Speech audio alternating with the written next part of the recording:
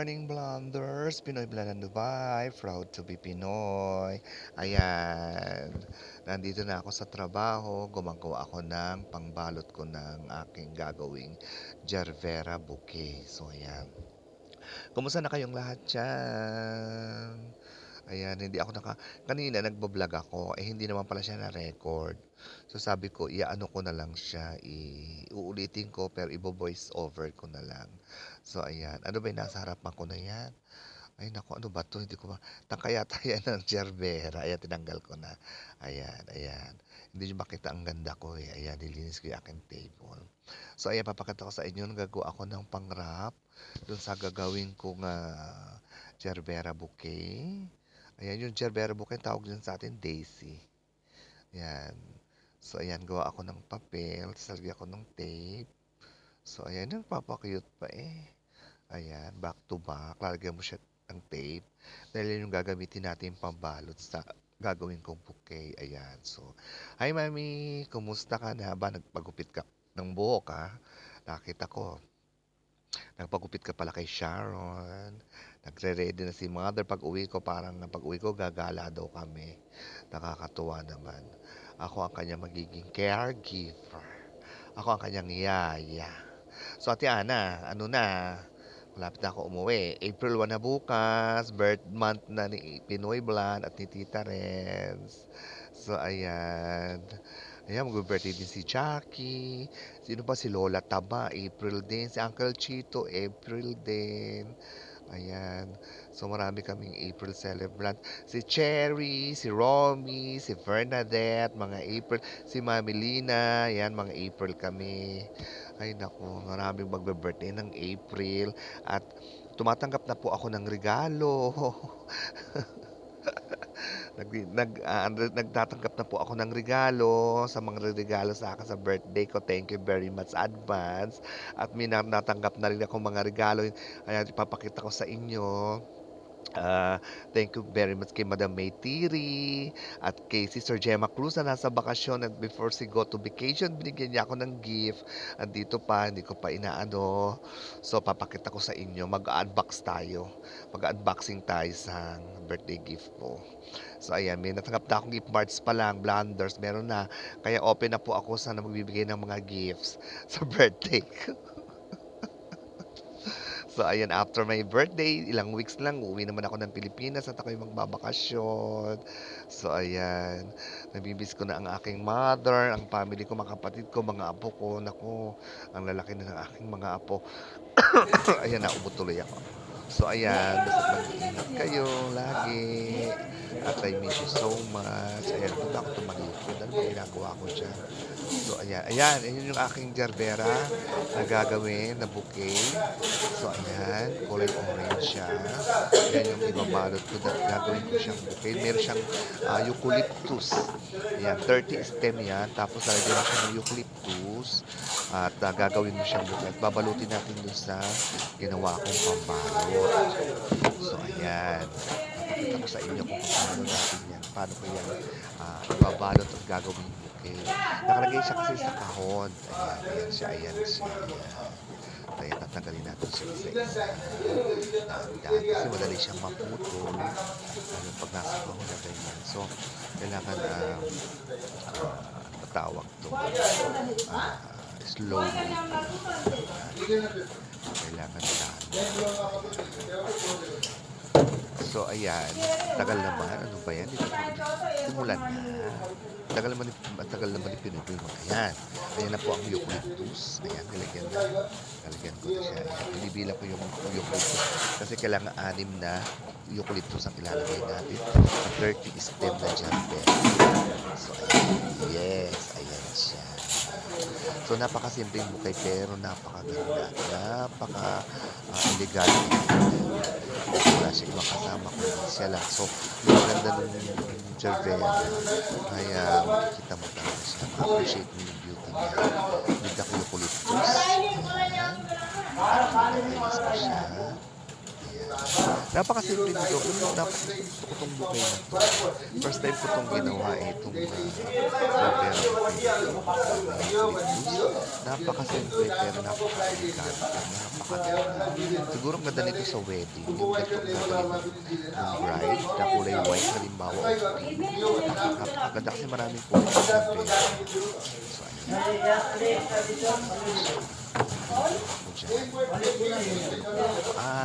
kasi may nabali siya. Kaya kuha ko ng pamalit. Diba? Napakaganda, napaka-elegante tingnan. Kasi nga ay napaka-simple. Ayan, ayan siya. Ayan, tapos babalutin natin. Tatay ko muna para and then babalutin natin siya kasi ginagawa kong pambalot na kulay. Diba napaka-simple pero napaka-elegante. Siguro lalo na pagsakasal lang ginamit. Ganyan lang natin. Puro gerbera na white o kaya pink. Napakaganda. So, ayan siya. Ayan siya black. Ayan, good afternoon Blonders, pauwi na from work. Late na namang nakauwi. Ang dami na namang ginawa. Ay nako, rush hour na. Kaya yung daming tao kasi mag-i-iftar na. Yung kakain na yung mga Muslim 6:38 ay alas 6 na. So ayan, rush na. So bukas na yung mga restaurant. Marami nang bukas uli, yung bukas na yung mga ano dito. So umaga kasi sarado sila. So ngayon bukas na ulit. Kaya ano, kasi mamaya pag sigaw pwede na silang kumain. Rush hour na. Kaya ang dami ng tao. Kakain na sila. Ayan. Nang araw ko kasi hindi nakapag-vlog. Pero maliwanag pa, alas 6 na. Maliwanag pa. Ito alam mo, bawal yan dito. Hinuhuli yan, yung mga ganyan na yan. Nakita nyo yan na mamalimos. Bawal yan, hinuhuli yan dito. Pag yun ay na ano, hinuhuli, nilalagay yan sa shelter. Kasi bawal yan dito. Ito ano naman ito, oh. Ayan, o tingnan mo naman ano naman nangyari dito, oh. Tingnan nyo, bumagsak na. Grabe. Alam mo, kinukuha yung mga ganyan dito kasi kasiraan nila yan eh. Bawal yan dito, yung mga ganun matutulog sa kalsada. Bawal yun eh. Wala pang nakakakita. Ay, nakakapagod. Nako, Sister Gemma, ang dami namin ginawa kasi marami tayong stocks. Ayan, kainan na. Ay nako, grabe.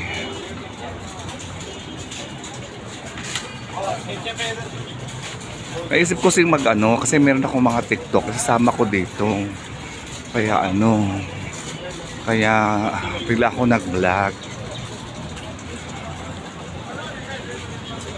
Sabi ko habang naglalakad ako makapag-vlog para ano, maisama at medyo humaba-haba naman.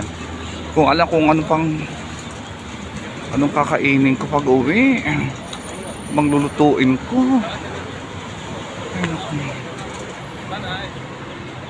Kakapagod. Alam mo, nakakataba na nga maglakad. Ayoko naman mag-taxi. Sayang mapamsa. Nag-taxi pa ako. Diba? Andun siguro si Jackie sa bahay. Ay nako. Pero at least, thanks God it's Friday. Malapit na April 1 na bukas. Birth month ko na. Tsaka ni Tita Renz. Pero maliwanag pa sa isna. Pasado. Maliwanag pa rin. Kaya nag-aapura na sila o may mga dala ng pagkain. May mga bit-bit. Nag-aapura na silang ano.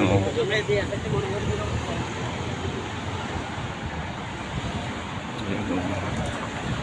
Diba? So dito tayo dadaan sa kaano.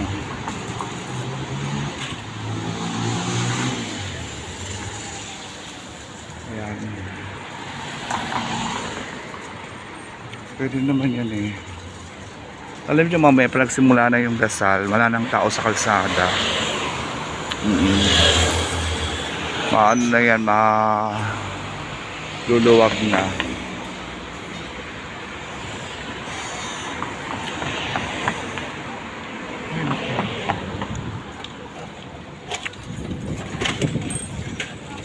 Nakakagutom. Grabe. Ko lang sila ko ano pupunta. Dito hindi ako ano. Dito sa Andox. Makabili na lang nga sa Andox ng manok. Pero ditong Andox, Ate Ana, bagong bukas Andox. Tingnan natin. Sumusubra kailang kain na ako doon. Kailang bili na ako doon sa Andox. Kasi pag ayoko na magluto, gusto ko nga kumain. Kasi ako yung napapagod. Nakapagod na. So ayan. Diba medyo malayo-layo pa rin yung nilalakad ko. Pagpapasok, madali lang. Pagpauwi, malayo. Kasi iba kasi yung binababaan ko eh. Pagpauwi na. Ay nako.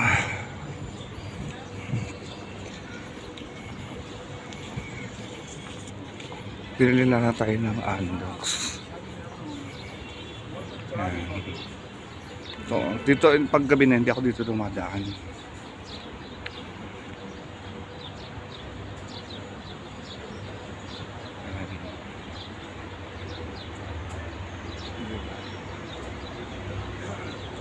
Parking lot to eh. Paggabi hindi ako dito dumadaan. Ayoko, madilim. O sige na, mamaya na. Hindi porkit ganon, gaganon-ganonin mo na lang yung ganon. Huwag ganon.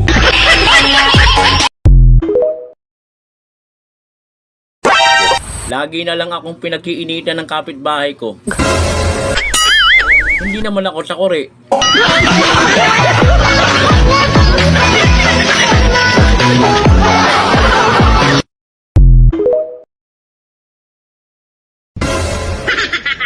Kahit kainin mo pa ng kainin yan, kung lulukuhin ka, lulukuhin ka. Butang ina guys.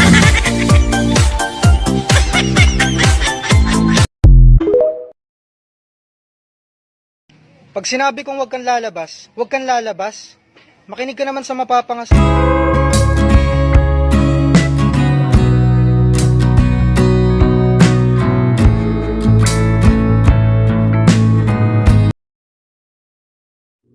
Ba't mo naman ako sinasabihang cute? Parang tanga to.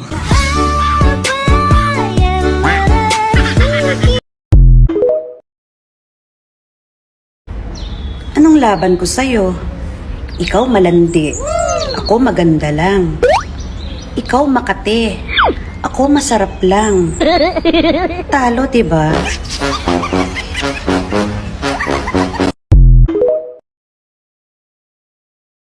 Okay lang naman sa akin kahit hindi ako maganda.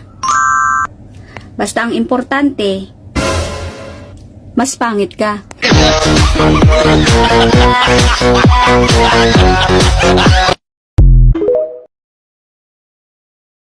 Kaway-kaway sa mga umiibig ng palihim at nagsisilos ng patago.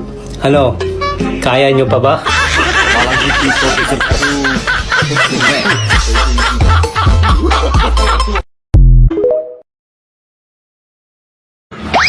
Kagabi na naginip ako. Kumakain daw ako ng maraming cotton candy. Maraming cotton candy. Maraming cotton candy. Kaya pagising ko, wala na akong unan. Gago! Ako mas pipiliin ko yung tanggap ako kaysa mahal ako. Kasi lahat kaya kang mahalin eh. Pero hindi lahat kaya kang tanggapin.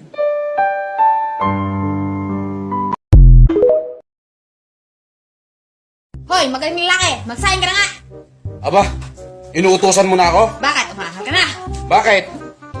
Ilang gatang ba? Na mabiro eh.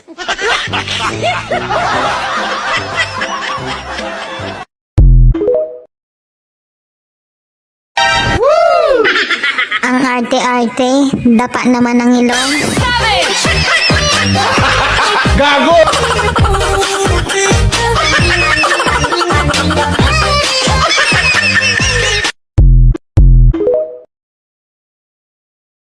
Ang selos nararamdaman yan kahit wala kayong relasyon. Dahil nasanay ka na laging nasa iyo ang kanyang atensyon.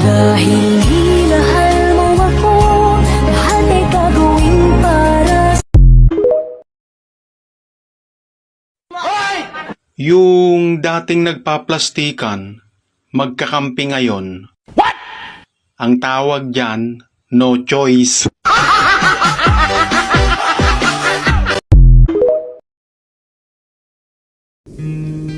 Nag-filter ako para gumanda yung mukha ko. Pero proud ako kasi hindi filtered yung ugali ko.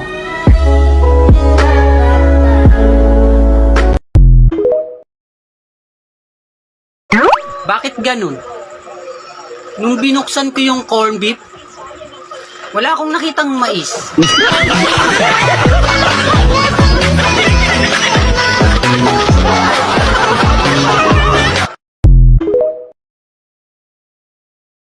Ililibre sana kita. Wow. Kaso, baka ako ang gusto mo.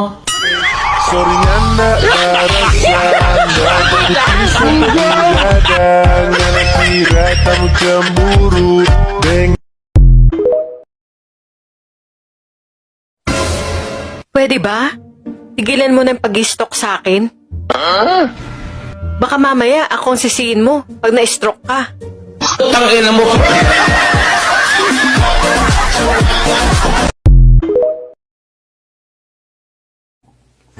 Umubo ka.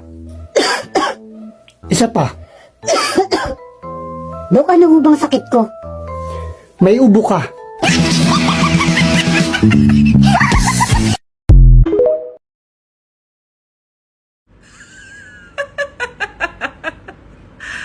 Ang saya ng life ko ngayon. Yung wala akong pera pero hindi sila naniniwala.